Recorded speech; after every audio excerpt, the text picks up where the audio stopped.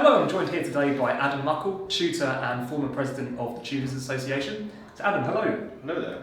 Thank you for joining us. Thank you for having me. No problem. I asked you to do this interview because you've just stepped down as president of the Tutors Association. Yeah. So I thought it'd be a good time, good opportunity to talk to you, have you reflect on your time there and what you achieved, and also just to get to know you a bit better, because you were always sort of this omnipotent figure, lurking around at the events, quietly sort of in control of everything. But I never really got to speak to you properly, so I thought it'd be a good chance to get you in and learn a bit more about your background and how you got started in it all. Yes. So, for example, I learned that you are a barrister. Yes. You started your career as a barrister, but you decided to become a tutor. Why was that? So I trained as a barrister, I got called to the bar in 2008, and then looking for legal work in 2009, before whilst alongside looking for a pupillage, which is like an apprenticeship year for practicing at the bar, so fully qualified. A legal friend who I'd done a summer school in Latin and Greek with many years before, she told me about tutoring, and it was a good way of making a bit of pocket money. And she gave me a few websites that I could look at to put my details up, and it was a good way to share a passion for Latin and Greek. And so the week I began my legal work as a researcher in the chambers, I got my very first student for Latin GCSE. He had got a D in his mock, and then 3 months later he ended up getting an A star. And I thought, this is amazing, this is so rewarding to see someone achieve something they didn't think possible. And I thought tuition was worth pursuing. And so I was chipping away looking for pupillage, which is very competitive to get. I had tutoring alongside that, and tutoring really became a salvation and became my profession. And so from 2012, when I had my last pupillage interview, I got asked by a tuition company to see if I'd like to go to Shanghai to tutor a boy for his Eton scholarship and his older brother for an introduction to law. He's only 15 and thinking about his GCSE, thinking about A-level, thinking about university and what course to take. And his younger brother was the full attention on to help his Latin and his Greek. So that has just led to further opportunities for tutoring abroad in Asia, Europe, over the past, since then, since 2012. We've gone to Hong Kong and Kuala Lumpur and Singapore and India. It's just terrific. So you're really throwing yourself into it. What is it you like most about tutoring? Again, it is about when you see your student get the result, achieve something they never thought possible. That is a natural high. That is the rewarding experience. I mean, there is the flexibility in terms of times, and it's far less stressful than if I was practicing at the bar. And the whole family have been involved in education as teachers, and so something has rubbed off there, and I do love it. Brilliant. And so much so that you went on to become president of the Tutors Association. Yes. So for those that aren't familiar, can you tell us what is the TTA, as we call it, and how did it get started? So there's an initial consultation in 2012, which there was a lot of attention on tutoring, I think, over the previous few years. And the consultation was done by an education think tank when a few tuition companies approached that think tank to do the research and consultation, and then to see whether there was any hunger for a professional body for tutoring, for tutors, tuition providers, the wider supplementary education sector. And then that was founded then in 2013, and official launch in October 2013. So that's sort of there's so much gone on since then, it's sort of a distant memory. But that is how I got started, and I got involved, and I became a member in early 2014. So saw it from a distance at first, and then thought it was worth joining, because a few tuition agencies I was working with started it, and were getting involved. And when they had their first membership elections in 2015, I felt, well, if they want a tutor on this board, I guess having tutored for that long, for 6 years, I reckoned that I should stand, cometh the hour, cometh the man. and make a difference to the trajectory of the association, and I could leave it in a better state than when I first joined.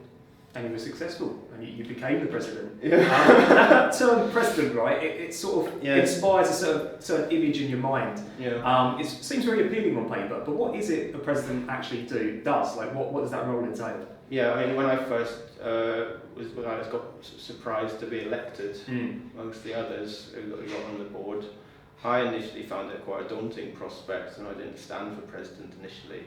And then that I did continue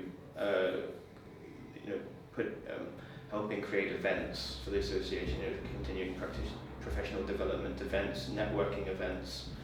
I took a grasp of the social media, which I thought needed a bit of attention in terms of reaching out to the wider education landscape and just make it more prominent or giving it its proper place in the public realm.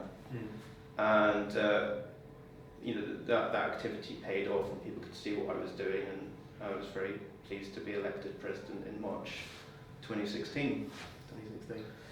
Did you have a vision going into it of what you wanted to achieve, or did that sort of develop over time? The main thing with the association was when I took it up, it was about 300 members, and so it needed to grow and to be more active, to create events for tutors, to make it feel like a genuine professional network, and to bring people together, and for it to fully be a representative voice for the profession. Everyone could feel proud of being a member of, and being proud of what they do as tutors, and also to dispel a lot of the myths about tutoring to the wider public, and certainly the public discourse about tutoring has sort of calmed down significantly, and that is because of the presence of the Tutors Association.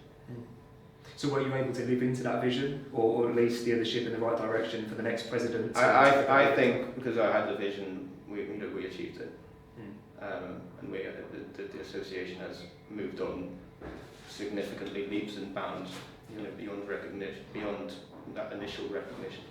Well, I know from attending the annual general meetings that there's been some significant improvements over the last few years.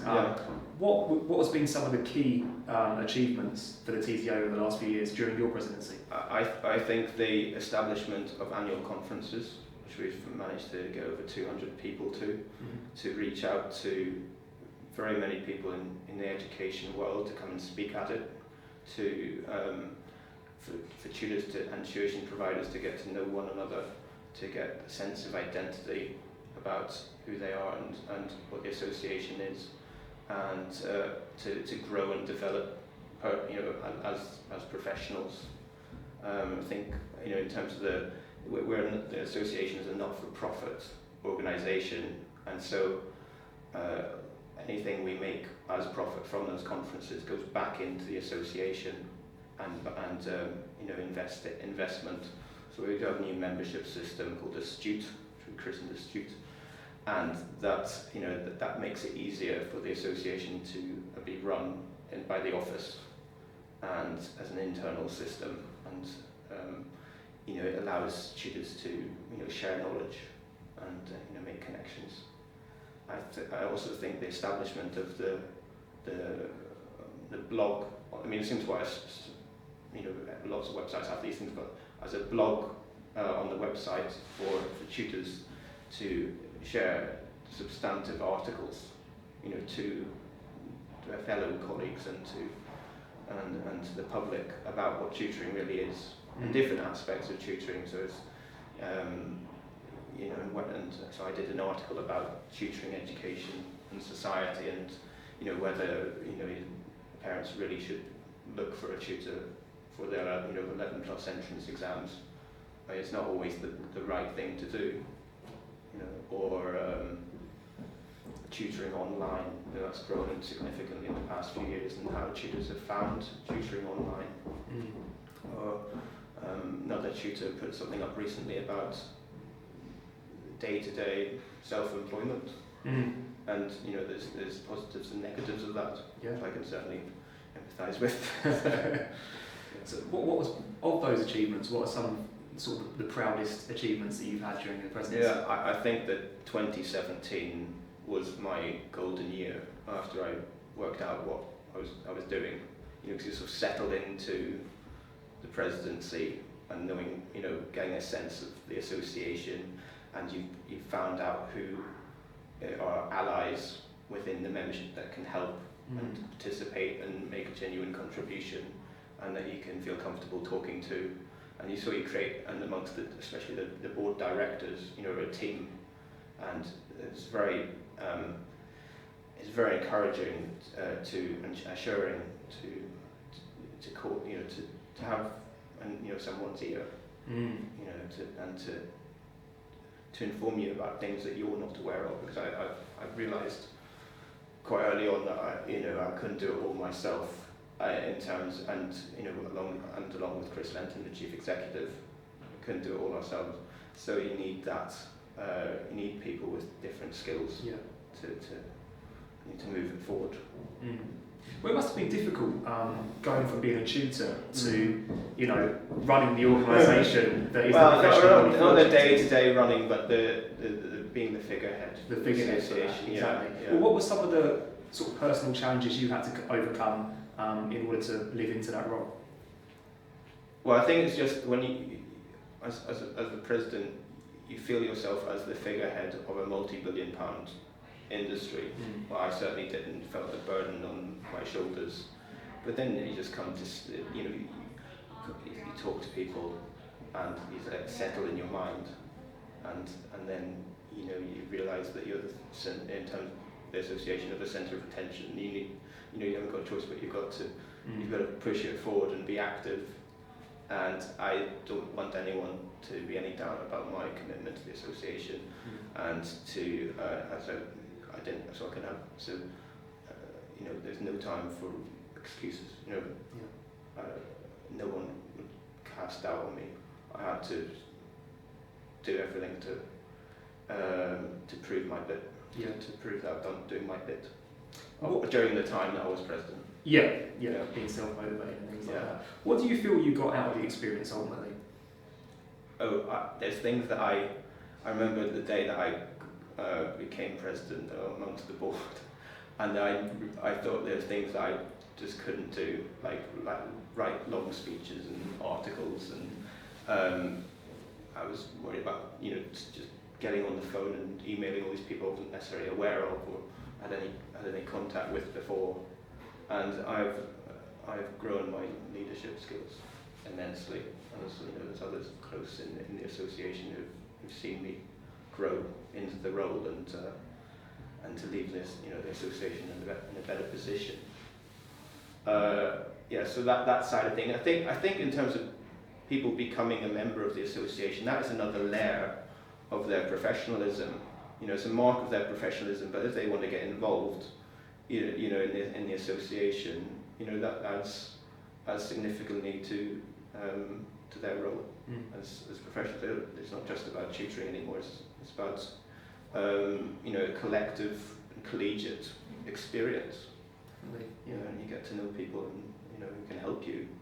Create opportunities. Were you sad to leave all that behind, or did you feel quite ready to move on? You'd achieved everything you wanted to. There's a time it was quite significant. In politics today, there's a time that when to leave something, and I'd got the association into it's trebled, size membership's trebled, and we had 3 conferences, we had other events. We've got a new membership system. The burden is way too heavy. It's time for somebody else to take that burden. Well, which leads me nicely on to what's one thing you'll miss about your presidency, and one thing you won't miss? I'll miss I think initially I missed the daily calls. I didn't necessarily have to call up, each day to make sure things were ticking over, but I wanted to do that in order to make sure that the association was active and got moving in the right direction, especially at the beginning. Of my time. So that was useful, and I had a very good working relationship with the chief executive. And every time we didn't talk about tutoring, we talked about the sport and sort of motivational things in sport that we drew on, and which he continues to draw on. And in terms of the thing that I won't miss is necessarily the weight of expectation that on me to. Well, I felt the weight of expectation. I don't know there was any. There was one, but I'd be happy to take that into another leadership role in the future, and and the association experience will help that, in terms of my personal development. Definitely. Then what are your plans for the future beyond taking a well-deserved break? Well, I've got some tutoring assignments lined up, and as I say, maybe move into. I was considering doing a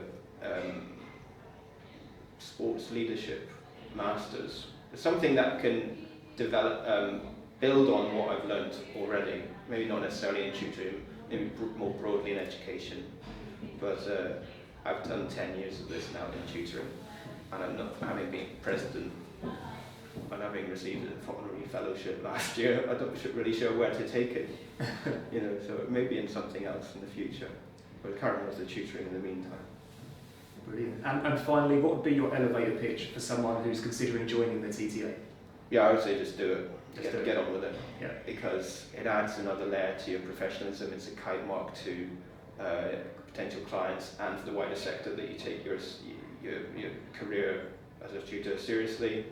There's so many discounts and services to avail of, which wouldn't necessarily be accessible to tuition providers or self-employed tutors, and the networking opportunities are immense if you use them, and just broaden your net, because I came at this whole thing that tutoring is quite a solitary endeavour, and even for businesses it's solitary, and to meet up now and again and to share experiences and to share values and have a sort of hold up, share the standards that you have, make you a better tutor, a better business, and the education world will recognise that as well.